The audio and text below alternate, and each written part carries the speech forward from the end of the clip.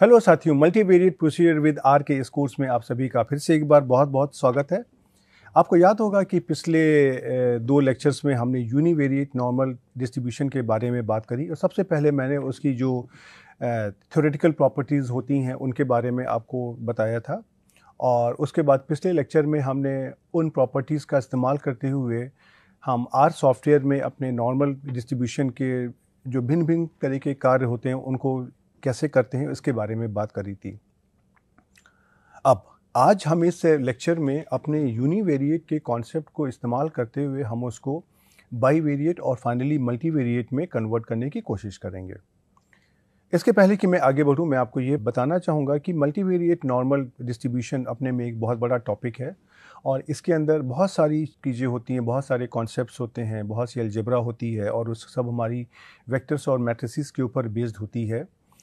हमारा ऑब्जेक्टिव यहाँ पे चूँकि ये है कि मुझे मल्टीवेरिएट नॉर्मल डिस्ट्रीब्यूशन के कॉन्सेप्ट को आगे अपने मल्टीवेरिएट प्रोसीजर्स में इस्तेमाल करना है। तो हम यहाँ पे आपको खाली उतनी ही इन्फॉर्मेशन देने की कोशिश करेंगे जितनी हमको आवश्यकता आगे पड़ने वाली है।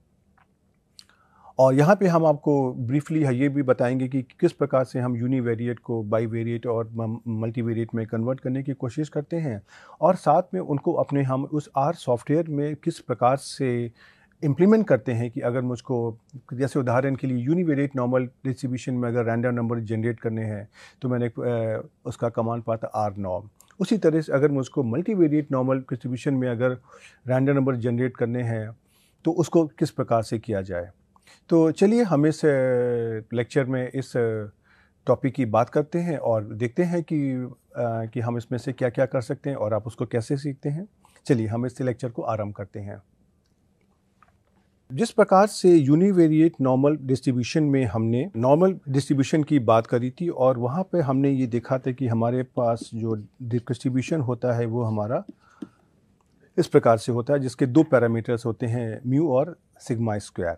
अब आप ये सोचिए कि अगर हम इस डिस्ट्रीब्यूशन को अगर हम बाईवेरिएट केस में एक्सटेंड करते हैं अर्थात अब हमारे पास यहाँ पे दो वेरिएबल्स हैं। अगर हम कहते हैं कि x हमारा यहाँ पे नॉर्मल म्यू सिग्मा स्क्वायर था तो अब हमारे पास एक बाईवेरिएट रैंडम वेक्टर है xy। इसके हमारा डिस्ट्रीब्यूशन क्या क्या होगा और इसके अंदर हमारा किस प्रकार से कॉन्सेप्ट आएंगे। तो आप अगर समझने की कोशिश करिए तो अब यहाँ पे हमारे पास जो भी हैं म्यू के सापेक्ष में दो पैरामीटर होने चाहिए, म्यू1 और म्यू2। और सिग्मा स्क्वायर को अगर हम जनरलाइज करने की कोशिश करते हैं तो एक तो हमारा वेरिएंस होगा एक्स और वाई का, सपोज हम कह देते हैं सिग्मा 1 स्क्वायर सिग्मा 2 स्क्वायर। इसके अतिरिक्त भी क्या कुछ होना चाहिए।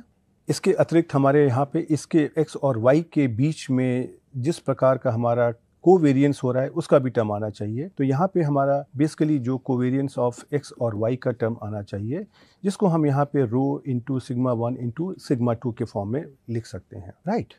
तो अब इस तरीके के फॉर्मेट को आगे कैसे बढ़ाया जाए और किस प्रकार से इसको हम हैंडल करते हैं इसके बारे में हम बात करते हैं। तो जिस प्रकार से हमने अपने यूनिवेरिएट नॉर्मल के केस में अगर हमने यहाँ पे लिखा था इसका PDF 1/√2π exponential of -1/2 x minus mu upon sigma whole square. इसको जरा सा अगर हम आगे बढ़ाने की कोशिश करते हैं और अपने मल्टीवेरिएट फॉर्म में करने की कोशिश करते हैं तो ये वाला पार्ट देखिए किस प्रकार से आएगा। अगर इसको हम ऐसे लिख सकते हैं -1/2 x माइनस म्यू और यहाँ पे 1/सिग्मा है तो इसको अगर हम सिग्मा इन्वर्स अगर हम लिख दें और यहाँ पे x माइनस म्यू अगर हम कर दें तो मेरा काम बन जाएगा। और यहाँ पे हमने जो सिग्मा स्क्वायर का इन्वर्स लिखा है, राइट। तो अब इसी चीज़ को जब हम अपने अगर मल्टीवेरिएट में समझने की कोशिश करें एक बहुत ही सामान्य तरीके से तो हम इसको ऐसे कर सकते हैं कि x की जगह हमारा एक वेक्टर आ जाएगा x वेक्टर और म्यू की जगह हमारा एक म्यू वेक्टर हो सकता है और सिग्मा स्क्वायर की जगह जिस प्रकार से हमने इस मैट्रिक्स की बात करी है इसको अगर हम एक सिग्मा के फॉर्मेट में अगर हम लिख दें तो इसको हम यहाँ पे सिग्मा इन्वर्स लिख सकते हैं और यहाँ पे हम इसको x माइनस म्यू वेक्टर कर सकते हैं और यहाँ पे अगर हम ट्रांसपोज लगा देंगे पहले वाले x माइनस म्यू में तो ये हमारी स्केलर क्वांटिटी बन जाएगी, राइट। और उसी तरीके से अगर हम अपने इस 1/σ√2π के टर्म को भी एडजस्ट कर दें अगर हम अपने मल्टीवेरिएट फॉर्म में, तो ये हमारा एक यूनिवेरिएट नॉर्मल डिस्ट्रीब्यूशन का एक मल्टीवेरिएट फॉर्मेट बन जाएगा। तो यहाँ पे हम चलिए सबसे पहले अपने इस बाईवेरिएट नॉर्मल डिस्ट्रीब्यूशन की बात करते हैं। तो बाईवेरिएट नॉर्मल डिस्ट्रीब्यूशन में आप अगर देखेंगे तो आपके कौन कौन से पैरामीटर्स होंगे। एक तो हमारा होगा, अगर हम कहते हैं कि हमारे पास दो रैंडम वेरिएबल्स हैं x और y, और इनका हमारा जॉइंट प्रोबेबिलिटी डेंसिटी फंक्शन हमारा बाईवेरिएट नॉर्मल डिस्ट्रीब्यूशन है, तो उसमें से हमारे दो वेरिएबल्स होंगे x और y, उनकी वैल्यूज होंगी स्मॉल x और स्मॉल y, और x और y के हमारे मीन होंगे म्यू x और म्यू y, और x और y के हमारे वेरिएंसेस या स्टैंडर्ड डेविएशन अगर हम लिखना चाहें तो सिग्मा x और सिग्मा y होंगे। और साथ ही साथ x और y के जो बीच का आपस में संबंध है, उनका जो जॉइंट वेरिएशन है, उसको दिखाने के लिए हमारे पास यहाँ पे एक और पैरामीटर होगा जो हमारा x और y के बीच का कॉरिलेशन कोएफिशिएंट है रो, राइट। तो अपने इसी फॉर्मेट में अगर हम इस यूनिवेरिएट को बाईवेरिएट के केस में अगर हम इंक्रीज करने को अगर हम आगे बढ़ाने की कोशिश करते हैं, तो हमने जैसे यहाँ पे x और म्यू के बारे में बात करी है, यहाँ पे अगर हम x y वेक्टर कर दें ट्रांसपोज, और सिग्मा इन्वर्स की जगह हमारा sigma x square sigma y square और रो सिग्मा x सिग्मा y, और यहाँ पे होल इन्वर्स, और यहाँ पे हमारा x और y आ जाएगा। आप इसको अगर हल करने की कोशिश करते हैं तो आपको कुछ इस तरह के टर्म मिल जाएगा जो हमने यहाँ पर इस ब्रैकेट के अंदर, कर्ली ब्रैकेट के अंदर मैंने लिखा हुआ है। तो जो आप इसको जब सॉल्व करेंगे आगे, तो आपका जो बाईवेरिएट नॉर्मल डेंसिटी फंक्शन का जो भी प्रोबेबिलिटी डेंसिटी फंक्शन है, जो उसका जॉइंट प्रोबेबिलिटी डेंसिटी फंक्शन है, वो इस फॉर्मेट का आ जाएगा। ये हमारा होगा 1/2π sigma x sigma y square root of 1 minus rho square, और एक्सपोनेंशियल के अंदर हमारा -1/2 1 माइनस रो स्क्वायर, और इस ब्रैकेट के अंदर x minus mu x square upon sigma x square plus y minus mu y whole square upon sigma y square minus twice of rho x minus mu x y minus mu y divided by sigma x sigma y आ जाएगा। और इसके अंदर हमारा जो mu x और mu y है, ये हमारे माइनस इन्फिनिटी और प्लस इन्फिनिटी के बीच में लाई करेंगे। ये जो हमारे पैरामीटर्स हैं, सिग्मा x और सिग्मा y हमारे पॉजिटिव वैल्यूज हैं, तो ये हमारे ग्रेटर देन 0 होंगे। और कोरिलेशन कोएफिशिएंट के बारे में आपको पता है कि ये -1 और 1 के बीच में लाई करता है। और यहाँ पे x और y की भी जो रेंज है, ये हमारी माइनस इन्फिनिटी और प्लस इन्फिनिटी के बीच में होगी। तो ये हमारा बाईवेरिएट नॉर्मल डिस्ट्रीब्यूशन का जॉइंट प्रोबेबिलिटी डेंसिटी फंक्शन है, राइट। और इसके द्वारा अगर हम अपने मार्जिनल डिस्ट्रीब्यूशन को निकालने की कोशिश करेंगे, तो मार्जिनल डिस्ट्रीब्यूशन हमारे पास यहाँ पे दो तरीके के होंगे, एक x का और एक y का। तो आपको पता है कि अगर हम मार्जिनल डेंसिटी फंक्शन ऑफ अगर x निकालना चाहते हैं, तो हमको y की रेंज में, अर्थात माइनस इन्फिनिटी से infinity f of x y और यहाँ पे मुझको डी वाई, इस इंटीग्रल को सॉल्व करना पड़ेगा। तो अगर हम इस इंटीग्रल को सॉल्व करेंगे, देन आप ये देख सकते हो कि marginal density function of x हमारा कितना आ जाएगा। ये भी हमारा एक नॉर्मल आ जाएगा, जिसके हमारे दो पैरामीटर होंगे, म्यू एक्स और वेरिएंस होगा सिग्मा एक्स स्क्वायर। उसी प्रकार से अगर हम वाई रैंडम वेरिएबल का भी अगर हम मार्जिनल डेंसिटी फंक्शन निकालेंगे, तो ये भी हमारा नॉर्मल डिस्ट्रीब्यूशन आ जाएगा, और इसका मीन हमारा म्यू वाई और वेरिएंस सिग्मा वाई स्क्वायर होगा, राइट। तो आप ये देख सकते हैं कि अगर x और y हमारा अगर जॉइंटली नॉर्मल अगर है, तो उसका जो मार्जिनल डिस्ट्रीब्यूशन भी होगा हर एक वेरिएबल का, वो भी हमारा नॉर्मल आ जाता है, और उनके अपने अपने पैरामीटर्स होते हैं। बाईवेरिएट नॉर्मल डिस्ट्रीब्यूशन में आपका रो का भी रहेगा इन्वॉल्वमेंट, क्योंकि वो x और y के बीच का जो कॉरिलेशन स्ट्रक्चर है वो उसके बारे में बताएगा, राइट। और इसको हम कैसे करेंगे कि हमको ये पता है कि कोवेरियंस x और y के बीच में कितना होता है, rho into sigma x into sigma y. जहाँ पे रो हमारा क्या है, ये हमारा कॉरिलेशन कोएफिशिएंट है। इसको हम कैसे डिफाइन करते हैं, इसको इस प्रकार से, covariance of x y divided by square root of variance of x और वेरियंस ऑफ वाई। अर्थात कोवेरियंस एक्स वाई हमारा कितना हो गया, rho sigma x sigma y, और जो आपका x और y का स्टैंडर्ड डिवीजन कितना हो गया, सिग्मा x और सिग्मा y। तो इसकी वैल्यू हमारी आ जाएगी रो के बराबर में। तो आप ये देख सकते हैं कि अगर रो हमारा 0 है, आपको याद होगा अपने कॉरिलेशन कोएफिशिएंट के टॉपिक में हमने इस बारे में बात करी थी कि अगर हमारा रो हमारा 0 होता है, अर्थात x और y के बीच में कोई लीनियर रिलेशनशिप नहीं होती है, तो x और y को हम इंडिपेंडेंट कहते हैं, और साथ ही हमने स्टोकेस्टिक इंडिपेंडेंस के कॉन्सेप्ट की बात भी करी थी। तो इस केस में आप अगर यहाँ पे अगर रो इक्वल टू 0 को पुट कर देंगे, देन जो एक्स और वाई का जो जॉइंट प्रोबेबिलिटी डेंसिटी फंक्शन है, जो हमारा bivariate normal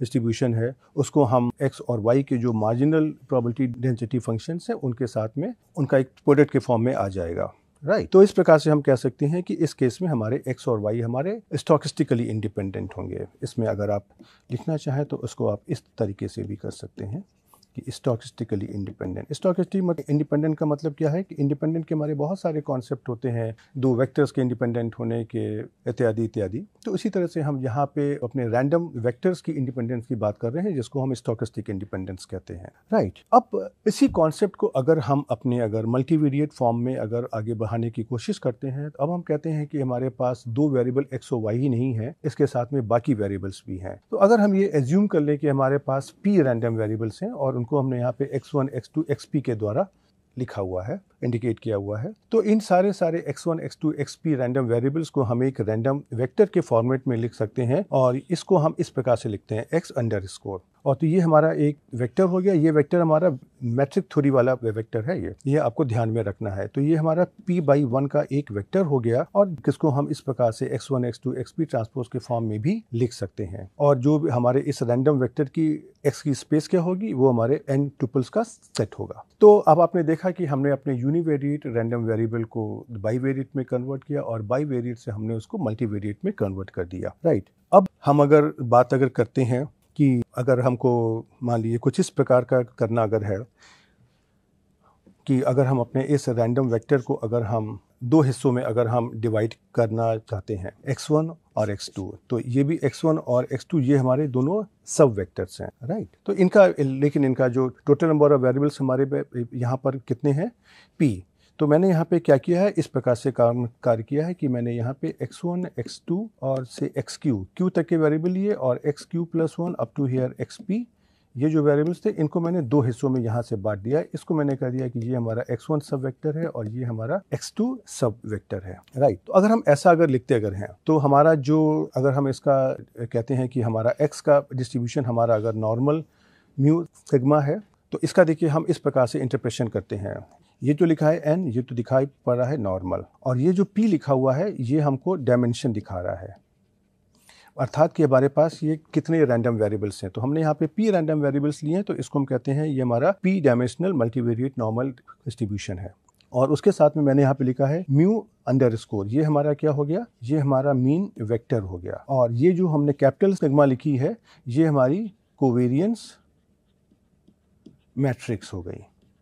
right, mean vector, covariance matrix इत्यादि के बारे में आपको याद होगा, हम पहले भी बात कर चुके हैं। और इस केस में आपका जो म्यू वेक्टर है ये हमारा इस प्रकार से आ जाएगा, μ1, μ2, μp का जो मीन वेक्टर है, और जो हमारी कोवेरियंस मैट्रिक्स है सिग्मा, ये हमारी किस प्रकार से आ जाएगी, जो हमारे डायगोनल एलिमेंट्स होंगे वो हमारे वेरिएंस होंगे, variance of x1, x2, xp। तो सिग्मा 1 स्क्वायर हमारा क्या है, ये हमारा x1 का वेरिएंस है, सिग्मा 2 स्क्वायर हमारा क्या है, ये हमारा x2 का वेरिएंस है, और इस प्रकार से सिग्मा p स्क्वायर हमारा क्या है, ये हमारा xp का वेरिएंस है। राइट, उसी प्रकार से जो हमारे ऑफ डायगोनल एलिमेंट्स हैं, तो ये तो हमारे सारे डायगोनल एलिमेंट्स हो गए। जो हमारे ऑफ डायगोनल एलिमेंट्स हमारे क्या हैं, ये हमारे कोवेरियंस टर्म्स हैं। जैसे उदाहरण के लिए अगर हम कहें यहाँ पर, जैसे ये हमारा सिग्मा 1, 2 क्या है, ये सिग्मा 1, 2 हमारा कोवेरियंस बिटवीन x1 और x2 है।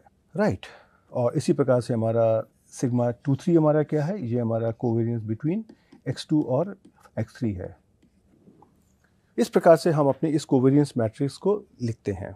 राइट, और इस कोवेरियंस मैट्रिक्स को भी अगर हम अपने इस x1 और x2 का जो हमने पार्टीशन किया है उस फॉर्मेट में अगर लिखना चाहें, तो हम यहाँ पे अपने म्यू वेक्टर को भी दो हिस्सों में डिवाइड कर सकते हैं। तो पहले हिस्से में हमारे पास q एलिमेंट्स होंगे, और दूसरे पार्ट में हमारे पास p-q एलिमेंट्स होंगे। तो म्यू वेक्टर को हमने अपने दो हिस्सों में डिवाइड कर लिया, μ1 सब वेक्टर जिसका ऑर्डर हमारा है q×1, और ये μ2 सब वेक्टर जिसका ऑर्डर हमारा है p-q×1। राइट। उसी तरीके से हमने अपनी इस सिग्मा मैट्रिक्स को भी हमने यहाँ पे 4 हिस्सों में डिवाइड कर लिया है। तो जो हमारी सिग्मा 11 है, ये हमारा जो भी x1 सब वेक्टर है ये उसकी कोवेरियंस मैट्रिक्स हो गई, और सिग्मा 22 हमारा जो भी हमारा x2 सब वेक्टर है ये उसकी कोवेरियंस मैट्रिक्स हो गई, और सिग्मा 12 हमारा x1 और x2 सब वेक्टर्स के बीच में कोवेरियंस मैट्रिक्स हो गई। इस प्रकार से हम इनको यहाँ पर लिख सकते हैं। और अगर हम अपने इस नॉर्मल डिस्ट्रीब्यूशन में अगर हम एक्सपेक्टेड वैल्यू ऑफ x अगर निकालेंगे तो ये हमारी म्यू के बराबर आ जाएगी, अर्थात जो भी हमारा x रैंडम वेक्टर है उसका एक्सपेक्टेशन हमारा एक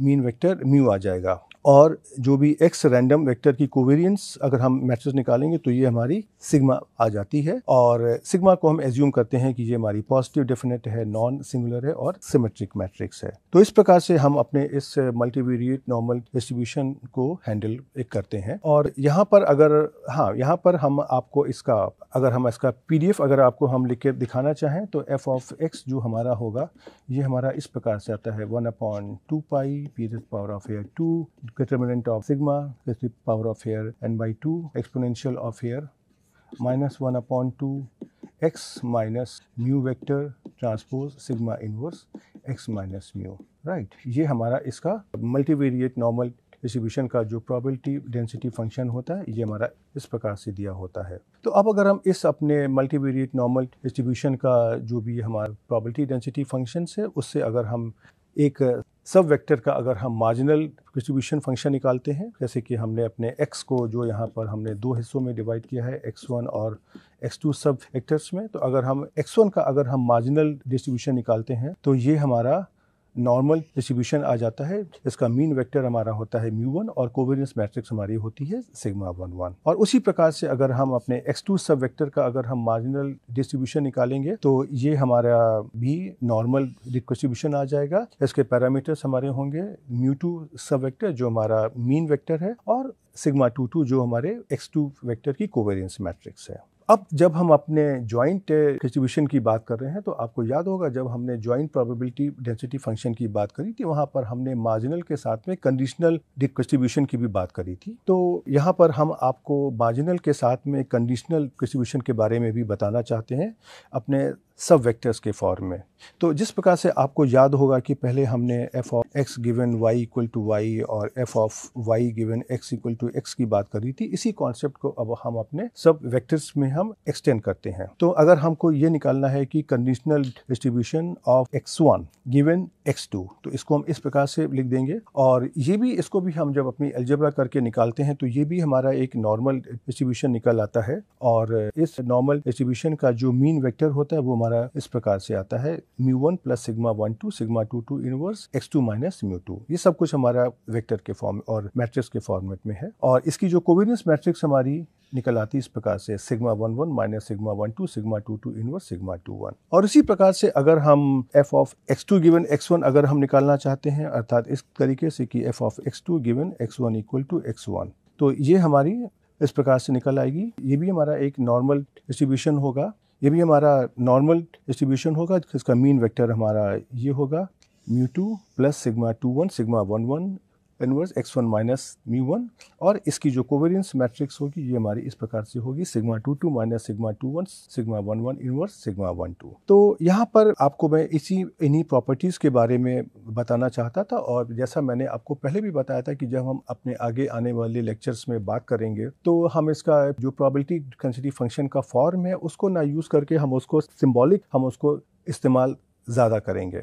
जैसे कि इस PDF को हम बस लिख देंगे x follows normal mu sigma, और उसके बाद में जो उसकी प्रॉपर्टीज़ होगी उसको हम डायरेक्टली नॉर्मल के फॉर्म में लिख देंगे। राइट, तो इसी के साथ ही में अब हम थोड़ा सा आगे बढ़ते हैं और आपको ये हम दिखाने की कोशिश करते हैं कि इस अपने मल्टीवेरिएट नॉर्मल डिस्ट्रीब्यूशन का जो कॉन्सेप्ट है उसको हम अपने R सॉफ्टवेयर में किस प्रकार से इम्प्लीमेंट करेंगे। तो मल्टीवेरिएट नॉर्मल डिस्ट्रीब्यूशन को हैंडल करने के लिए हमारा एक स्पेशल पैकेज होता है MVT NORM MVT नॉर्म, इसका फुल फॉर्म है मल्टीवेरिएट नॉर्मल। राइट, तो सबसे पहले हमको इस पैकेज को इंस्टॉल करना होगा। इसको इंस्टॉल करने के लिए हम कमांड यूज़ करेंगे install.packages और इस MVT नॉर्म को यहाँ पर इंस्टॉल कर लेंगे और उसके बाद में इसको इस्तेमाल करने के लिए हम लाइब्रेरी फंक्शन का यूज़ करेंगे और लाइब्रेरी फंक्शन को यूज़ करके हम इसको अपलोड कर लेंगे। अब इसको अपलोड करने के बाद में हमारे इसके दो पैरामीटर्स होंगे, मीन और सिग्मा, जो हमको यहाँ पे इनपुट में देने पड़ेंगे।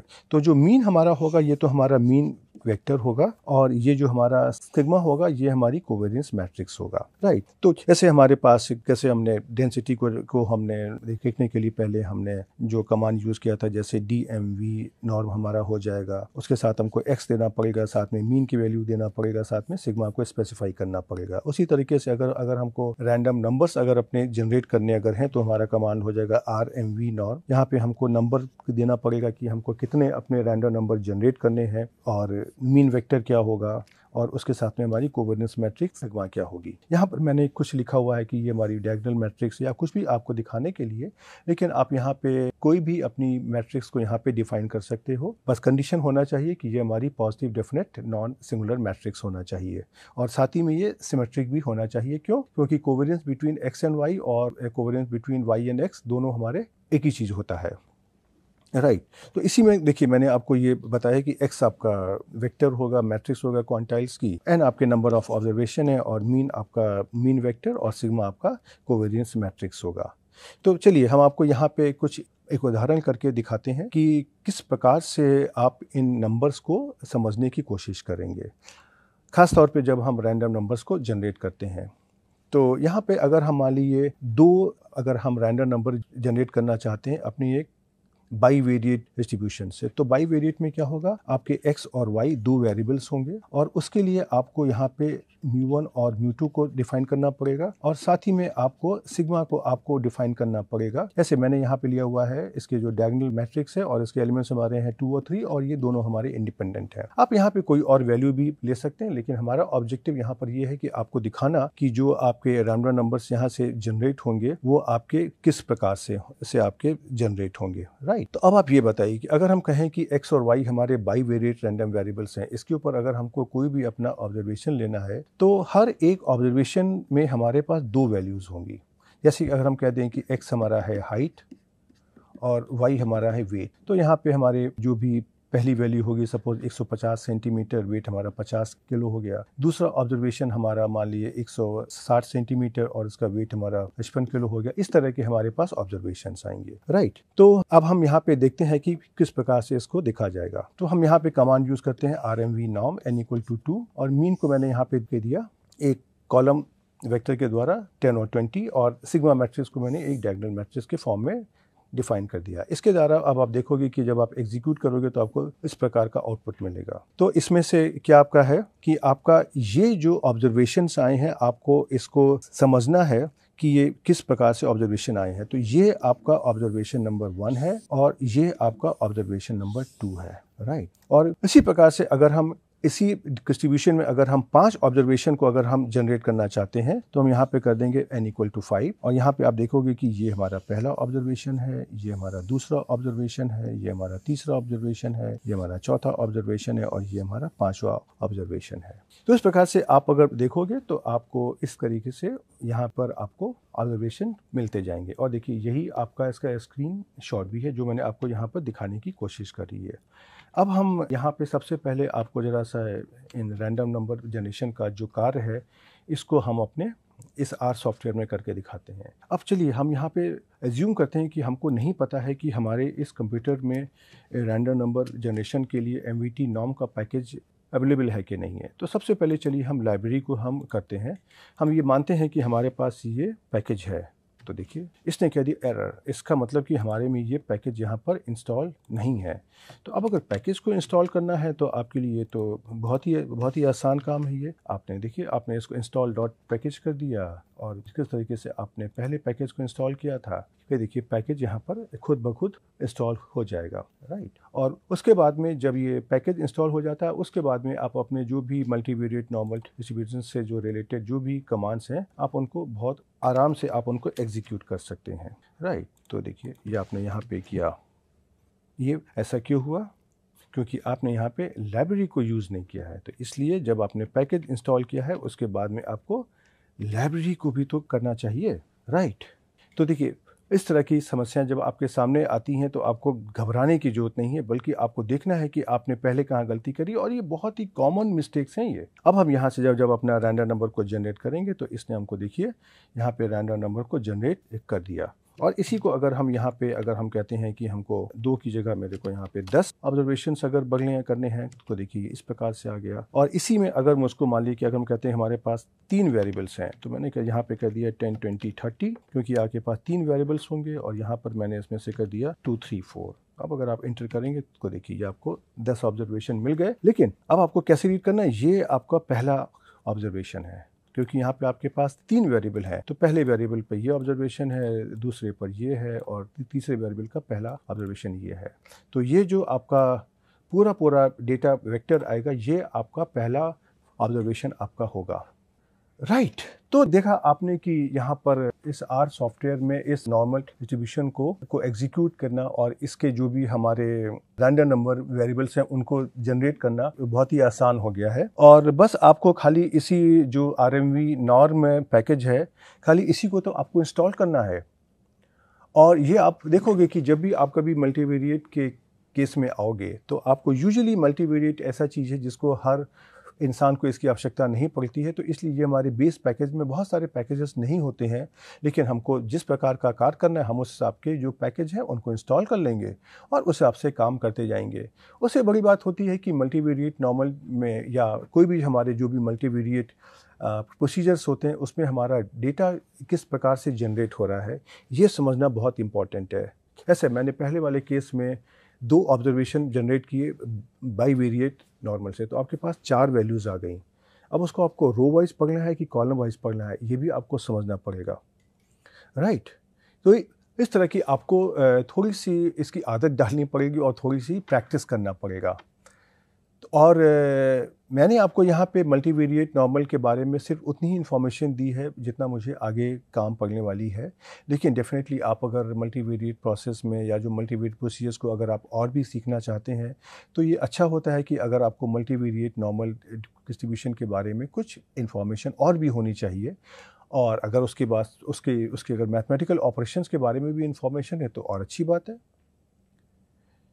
उसके लिए आपको क्या करना है, कोई भी एक मल्टीवेरिएट एनालिसिस की आप किताब को उठा लीजिए, वहाँ से जो यूजुअली पहला चैप्टर ही होता है मल्टीवेरिएट नॉर्मल डिस्ट्रीब्यूशन पे, उसके बाद देख लीजिए कि किस प्रकार से उसमें कार्य किया जाता है। आपको बहुत ज़्यादा डेप्थ में जाने की ज़रूरत नहीं है, क्योंकि हमारा कार्य यहाँ पे इतना पड़ेगा खाली कि हमारे जो भी वेरिएबल्स आएंगे उसमें हम एज्यूम करेंगे कि वो नॉर्मल म्यू सिग्मा को फॉलो करते हैं। तो आप इन कॉन्सेप्ट को देखिए और एक बार ज़रा सा आर सॉफ्टवेयर में भी हमारे मल्टीवेरिएट नॉर्मल डिस्ट्रीब्यूशन से संबंधित हमारे क्या क्या कमांड्स हैं उनको किस प्रकार से इस्तेमाल करते हैं उनको देखिए। और हम आपको अगले लेक्चर पर कुछ और प्रोबेबिलिटी डिस्ट्रीब्यूशन फंक्शन के बारे में बताने आएंगे। तब तक के लिए गुड बाय।